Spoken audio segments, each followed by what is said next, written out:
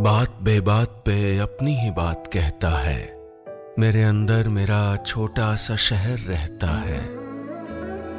दोस्तों, मेरा नाम है नीलेश मिश्रा। मैं लेकर आया हूँ यादों का idiot box with Nilesh Mishra season 5 सिर्फ बिग एफएम पर। कहानियां जिनमें आप मिलते हैं खुद से। और अगर मुझसे सीधा कनेक्शन बनाना हो और अपनी जड़ों, अपनी जमीन से जुड़ना हो तो जरा gaonconnection.com पे टहलाइए।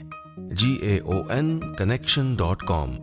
ये वो कोशिश है जो मैं और मेरे साथी पिछले 5 साल से कर रहे हैं और अब ये भारत का सबसे बड़ा रूरल मीडिया प्लेटफॉर्म है। चलिए आगे बढ़ाता हूं कहानी। दोस्तों, यह है हमारा मॉनसून स्पेशल वीक और इस पूरे हफ्ते में आपको सुना रहा हूं बारिश के इर्द गिर्द कहानियां।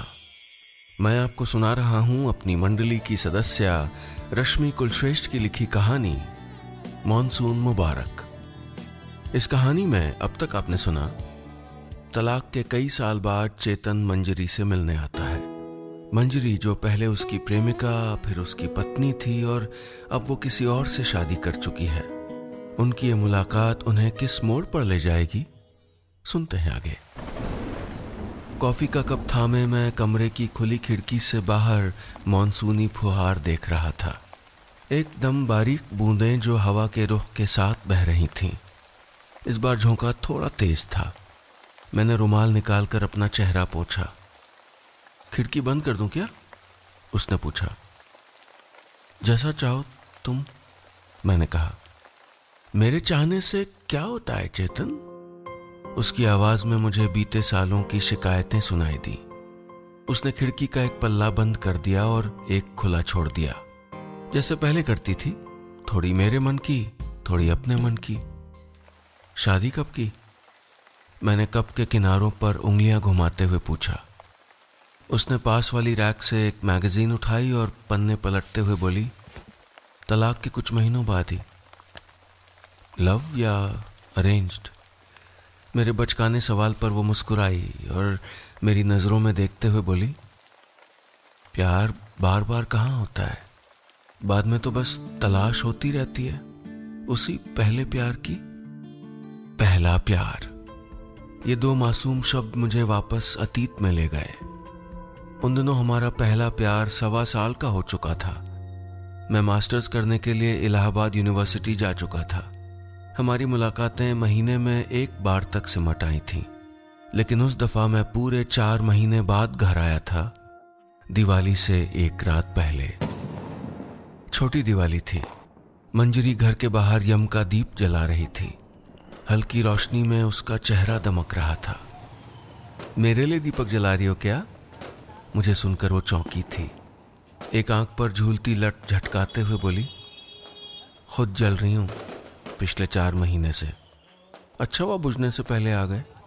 उसकी ये भयंकर साहित्यिक लाइन सुनकर मैं हंस पड़ा। वो जरा नाराज होते हुए बोली, जाओ तुम नीरस नारायण। अच्छा सुनो, मैंने गुलाब जामुन बनाए, कल जरूर आना, कहकर वो चली गई। मैं वहीं खड़ा उसे सीढ़ियों पर पांव धमकाते चढ़ते देखता रहा। ऐसे तेज तेज चलना आदत थी उसकी, जैसे कोई जल्दी हो। वो तेज चलती और वक्त तेज दौड़ता।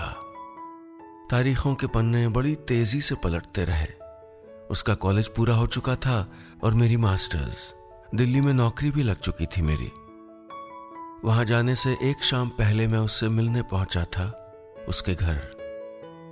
मैं मूढ़े पर बैठा था और वो मेरे सामने बैठी पांव के अंगूठे से जमीन रगड़ रही थी। कितने महीने बाद आया करोगे? काफी देर बाद उसने पूछा। पता नहीं, लेकिन हाँ, अगली बार जब भी आऊं उससे पहले तुम धीमे चलने की आदत डाल लो। ये कहते हुए मैंने उसके अंगूठे पर अपनी उंगलियां रख दी। उसने हैरानी से मुझे देखा। फेरे धीमे धीमे चल के लिए जाते हैं, इसलिए, कहते हुए मैं मुस्कुरा दिया। उसकी पलकें बीच में कहीं ठहर गईं। प्यार में अक्सर ऐसा होता है, निगाहें न मिलती हैं न झुकती हैं, ठहरी रहती हैं।